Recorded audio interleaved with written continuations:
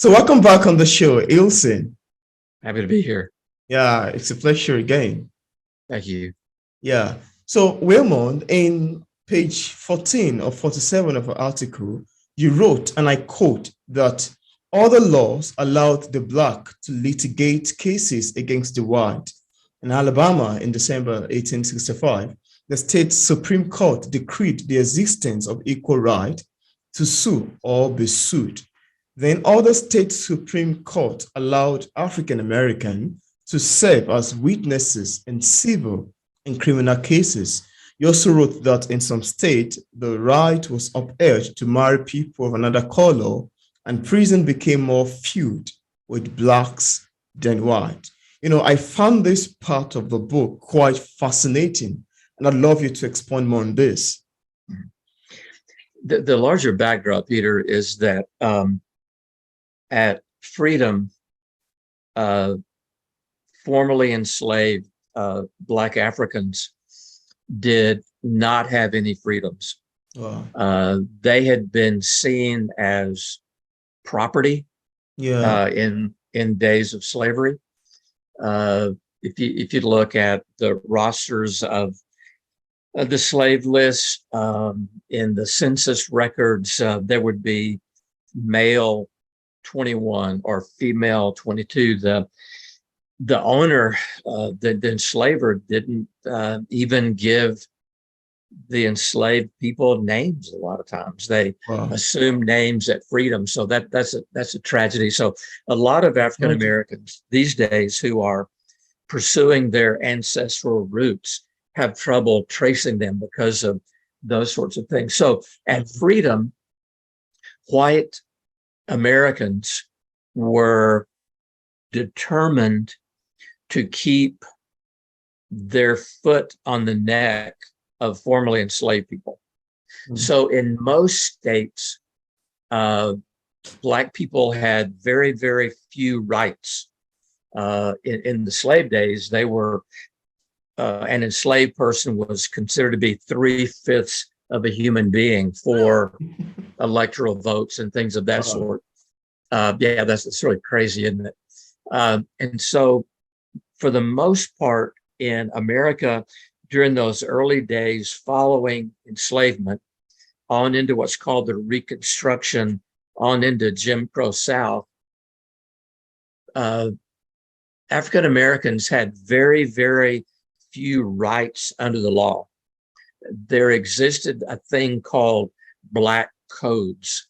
There was a thing called the tenant farming system. And if you were needed to farm and a wealthy plantation owner needed more people to farm, the local justice of the peace would go out and find Black guys who could work on that guy's land and trump up charges on them.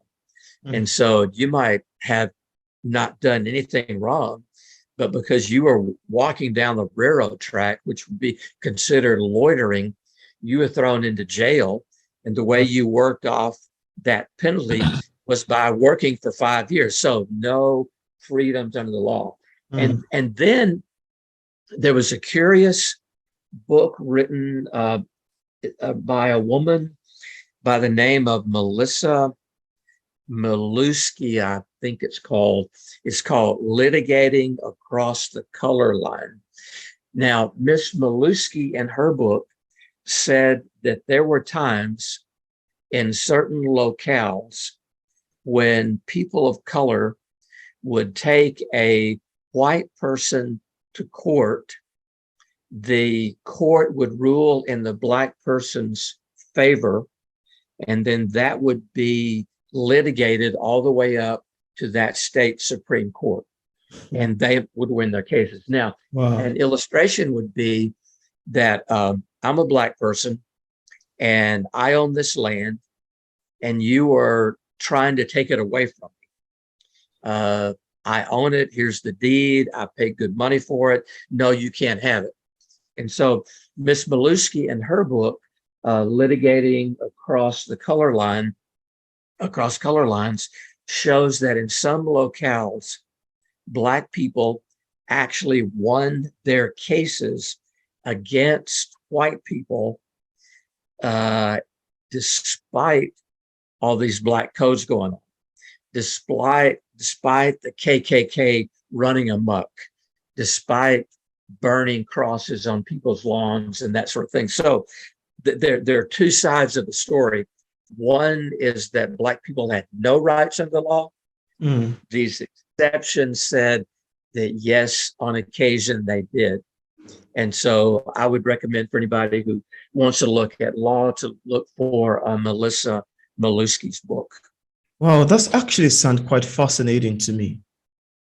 Now, there's something that actually pulls my interest, and that's the fact that, as a white man, why are you so passionate about telling the history, the story, and the sequel of events that follows land acclamation? Actually, when I first read the book, I never knew. I thought you were a black man until you sent your picture, and I was like, "Oh, that is hilarious! That's funny."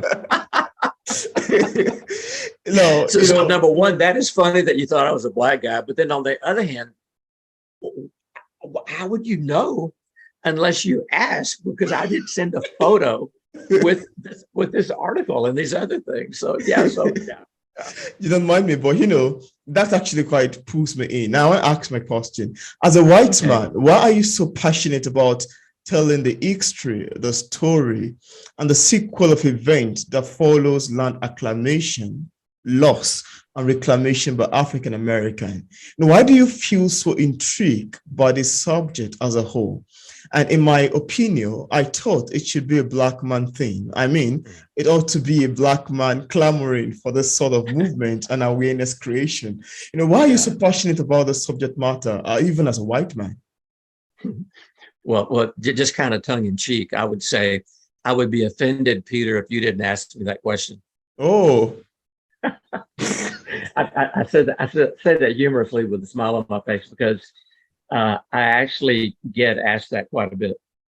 And so what I get from white people is like this: why would you want to do that? And then from black people, I get, why would you want to do that? Wow. So there's a different inflection in the voice depending upon the vantage point from which they come. And now that's the answer to your story. I can make it as brief or as complicated as you wish, but the short verse or the beginning point, that they're actually two beginning points, if not more.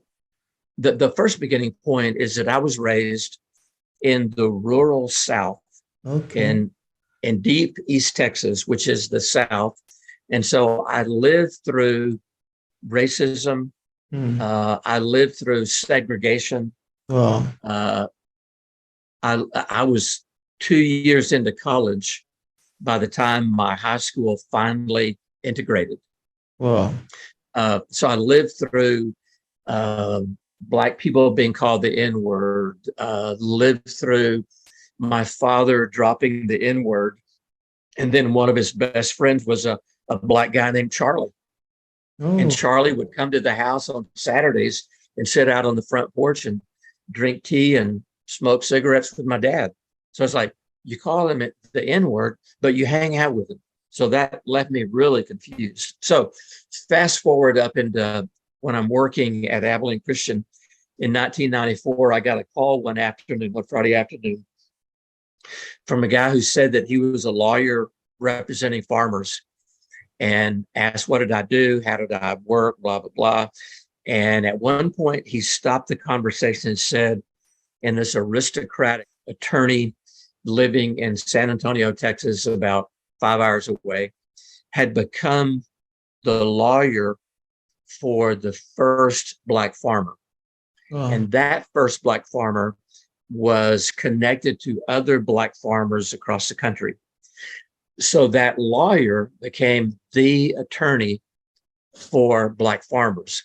And that attorney wanted me to do psychological evaluations with the farmer, with family. And so what I did was to go on the land with the farmer, with the family, people they knew, church people, congressional people. And so I wrote these voluminous documents that were used by the attorneys to decide how much they're going to sue the government for. Wow. But to answer your question as to why I do this work still, is that when I began to interview Black farmers, I wasn't prepared for what I saw, what I heard, and what I felt with the devastating stories that were told to me about how the U.S. Department of Agriculture mistreated Black farmers such that they were on the verge of losing their land. Wow. And so those stories were deeply moving. I couldn't shake them. There would be several days where I would be the only white person that I would see. And I remember one morning at a hotel in small town Louisiana, which is another state in the southern US, I remember looking in the mirror and being surprised at seeing the face of a white guy, because all I had seen for several days prior would be one Black person after another, after another, after another. And so I became deeply embedded in the world of Black farmers. Because of the attorney, they came to trust me. And so they were able to tell. So what he told them is that he would call them and say, Dr. Hinson is going to come talk to you, going to interview you, and you can trust him. He's one of us. And so, well, he's one of us. He's a white guy. The way he looks is the way these other white people did who are trying to take the land away. So how does that work? So honored to have been trusted by these farmers. And so from that point, moved forward a bunch of, so I appeared at a mediation hearing in Washington, D.C. in the fall of 1997. And there I saw exactly how the U.S. government treats its people. Wow. And it was an ugly sight, which is another long story, ugly sight. And then from there, I did research, gathering a lot of stories, a lot of data, quantitative, qualitative data, published a couple of things. I'm a member of a board, the BIFA that's mentioned in, that you read a while ago. I'm a member of that board, which is rather weird for a white guy to be a member of a Black farmer board. And then I'm an advisor for two groups that are fighting against the government. And so that said, it's fairly common for white people like me to kind of come and go. And again, I was told that just a few months ago. Why are you still here? Wow. Most people have come and gone by this time. So I said, well, let me tell you why I'm here. I'm committed to justice. Justice is a righteous cause. Absolutely. I'm a man of faith, and I think justice is at the very heart of God. It's at the very heart of Jesus of Nazareth. And so, yeah, that's why I do what I do, Peter. Yeah, that's it. That's why I do what I do. Thank you for asking. That's actually great. It's quite, passionate, deep, and you can hardly find people in this sort of category, like few people, and it's actually a very great work. I need to commend you for that. Congratulations. And it's a very great one. Thank you. That means a lot. Thank you very much. Yeah, you're welcome. Waymon, one of the titles that interests me also in your book was the slave economy. Could you tell us more about the slave economy? And again, that's a very long and complicated and sordid story. Yeah. And the short verse is that America would not be as solid of a country economically as it is now had it not been for those millions of enslaved Africans who came to America, worked the land, those millions who experienced what's called the second middle passage being sold down south. the cotton industry was a money-making industry, and white guys aren't going to go out in the fields and work hard. So they enslaved these people to do it. And so the enslavers, I'm going to say this, there's a particular class of enslavers called the planter class. The planter class are those who had 20 or more enslaved people. Those people would be the billionaires today. Wow. So the economy of this country, buildings in Washington, D.C., the White House, the Capitol, on and on and on, they were built by enslaved Africans. Wow. Over half of the original founding fathers who wrote and signed the Declaration of Independence were enslavers. And the only one who really let his enslaved people go was George Washington. Thomas Jefferson didn't. And man, they built Monticello. So all sorts of stories about how he fathered children with Sally Hemings. And so now the white Hemings and the black Hemings meet together.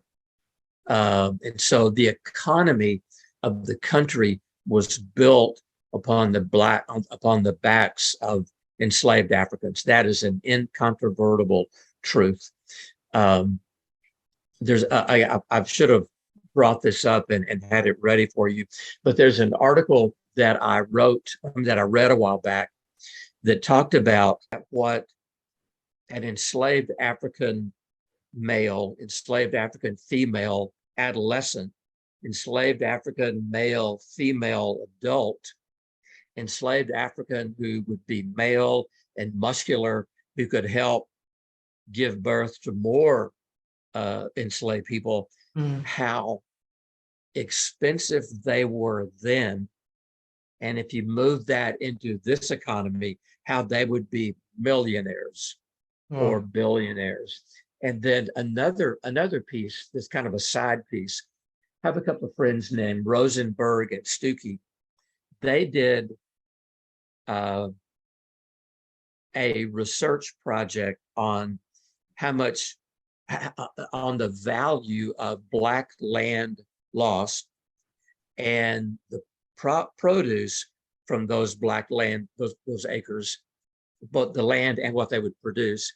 And the value of that would be above $326 billion. Wow. And so when you look at Black people were prodigious landowners, white people wanted that land. So Black people, in fact, in the documentary that you mentioned, there's one farmer's wife who says, "We know that we were intended to work the land, but we were never intended to own the land." That's a piece that undergirds the notion of the slave economy. Had Americans, had white Americans, male and female, not done that, we wouldn't be where we are as a country. And that's a sad, that is our, as I said earlier, that is our original sin, to have enslaved people and to have run American Indian people off their land. Wow. So that's the slave economy. That's actually great, because it's actually great. I really love this conversation. It's such an interesting one. Now, I also see that, you write poetry too. And I read your poem, "Dear Lord, Please Quiet My Troubled Soul," and several other poems on your blog site. And I want to say that I particularly love that poem, "Dear Lord, Please Quiet My Troubled Soul." Even the title is quite captivating. Could you tell us how you get the inspiration to write your poems? Yeah, good question. I write what I feel. I write what I hear. And when I hear things, they come with emotion. Yeah. So I write down what comes to me. And I think I mentioned in an email, the words come, and oftentimes the meter comes quite naturally and the rhyme comes quite naturally. So Yeah, I'm inspired by any number of things. But in this conversation, it's about I'm inspired by the challenges of farming while Black in America. Okay. Yeah. It's actually great. That's quite interesting. It's quite fun to know your source of inspiration. Thank you. Yeah, yeah. You know what that's like. You know what it's like to be inspired, to feel inspired. Yeah, Yeah. don't you? Yeah, yeah. Yeah, it's a great one. Now, I'd also love to ask you about the progress of the development of the Black Farmers in Search of Justice film. How is it going on? The film is doing well. We've entered it in a number of film festivals. The At least the trailer has been shown all around the world. Um, Oh, all that we need now is a distributor to send it out to places, and so we have it. The trailer can be shown anywhere, and if people want to watch the film, uh, they talk to my friend Shoun Hill and negotiate a fee for services for that. And sometimes we show it in schools, and Shoun and I show up and talk about the film. We do it virtually, obviously, these days, but yeah, that's really the backdrop to that. The very brief version is that between 1997 and 1999, there were 15 Black farmers who prevailed in their lawsuits against the federal government. And again, that was why I was in DC in 97. And so we interviewed for the film 9 of those farmers, plus the former ag secretary, the former civil rights director, and a couple of other people. And so they tell their stories of what it was like trying to farm while Black when the obstacles are there constantly. And all of those 9 rather prevailed in some fashion against the federal government. They all still own their land. They all have had debt relief, but they didn't get the opportunities to purchase more land or to do other things related to farming. So on the one hand, they prevailed, but the federal government still won various pieces of it. But yeah, that's in a nutshell. If anybody wants to see that, they can just get in touch with us. But yeah, that's the documentary. Black farmers in. I'm just a layman in pursuit of justice. Black farmers fight against USDA. Oh, that's great. Thanks for shedding more light about that. Now, could you tell us more about your other written works and where they can be found? So I'm a very active blogger. Oh, great. If folks can go out and look at letjusticering.blogspot.com, I write fairly often there. So that would be a place. And on that place, in that venue, or that platform rather, I'll do a lot of prose. I'll do a lot of opinion pieces. I'll do compilation of research, and I'll write poetry. So that's the place. And then the other groups that I work with, USDA Coalition of Minority Employees and the Justice Black Farmers Group, they have their own website. So if you Google about and find their website, you won't see my name there, because what I do is I write first drafts. I kind of stay in my lane. I'm an advisor. I'm never out front. On the other hand, periodically, I'm on Blog Talk Radio, or I'll be later this month. I'll be a panelist on a thing called the National Whistleblowers Film and Summit. I'll be there. So some of those things tell a little bit about the work, and then, but for me personally, it's going to be about the book. Fascinating. That's quite fascinating. You bet. Yeah, thank you. Now, Wilson, would you love to recite a couple poem from any of your works? That would be fun listening to. You have anyone that you love to recite for the viewers? I would love to, but you will have to tolerate some tears, because I always cry when I read this stuff. Wow. Okay. Yeah, let's go. Here we go. Here's the one that you ask. Dear Lord, please quiet my troubled soul. And may I ever be so bold as to make a plea worded only to thee, to give my weary soul a dose of heavenly bold, to say what must and should be said about the living and the dead. And from this morose and sadness rise and lift my eyes up toward the skies. And though I know not where you really abide, allow me to stand by your riven side.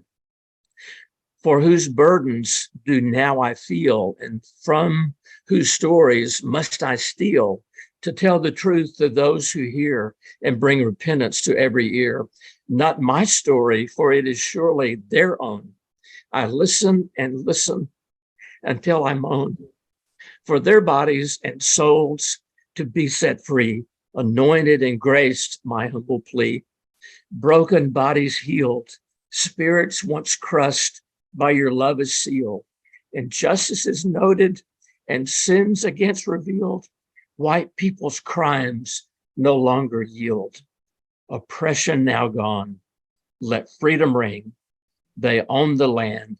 All voices with passion now sing. That's one. That's great. And that's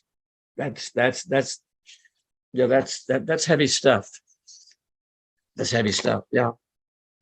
Almost chickened out on reading my own work. Let me share a bit from another poem. Okay. And this one is called "For That We Will Work." The curiosity is that a lot of times my poetry is written in the form of a prayer. So this poem, Peter, is "For That We Will Work and Pray." And as I mentioned earlier, a lot of my poems are written as kind of prayers. Yeah. So it starts like this. Dear Lord, these are troubling days in which we live and move and find ourselves engrossed and trying hard to prove the righteousness of our cause, to bring justice to this land, and still we find before us power gotten out of hand. There are those who dwell in their positions, whose offices are opulent and such, while we are wayfaring pilgrims forced to live without so much. The wealthy, powerful people are white. They farm thousands and thousands of acres.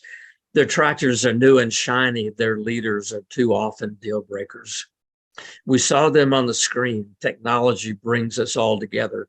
They lied to our very faces, to the truth we ourselves are tethered. Who do they think we are? Some mindless, uninformed folks who do not know what there is to know, buying into their contrived, created hoax? No, we are wise and informed. They will surely someday see. We will speak the truth again and again, watch it set us all free. From the lies, the deception, the machinations to steal the land, we will push for change here and now and thwart their heinous plan. There is that one small town, a man and his friend where they farmed. The bank, the dealership, and the office meant to do them a lot of harm. Payday someday, a phrase I've heard quite often, is perhaps soon to come true, and blows will be somehow softened. We will rise in glory. We will celebrate the day when all of God's children are respected. For that, we will work and pray. Wow, that's quite deep. That's very deep. Thanks for the recitation.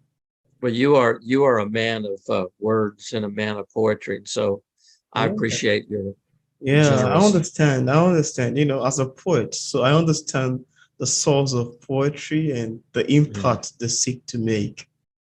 Yeah. Thank you for understanding and for asking me to read that particular piece. Those two are reflective of a lot of things that I feel about racial injustice, about land being stolen from Black people, about the pain and suffering that they experience when racism is a lifelong deal. So yeah, so thank you for asking me to read those two. Yeah, thank you so much for coming on the show. It's a pleasure speaking with you. Okay. Thank you very much. A pleasure to be with you, Peter. Blessings to you and your work. Yeah, thank you. Thank you.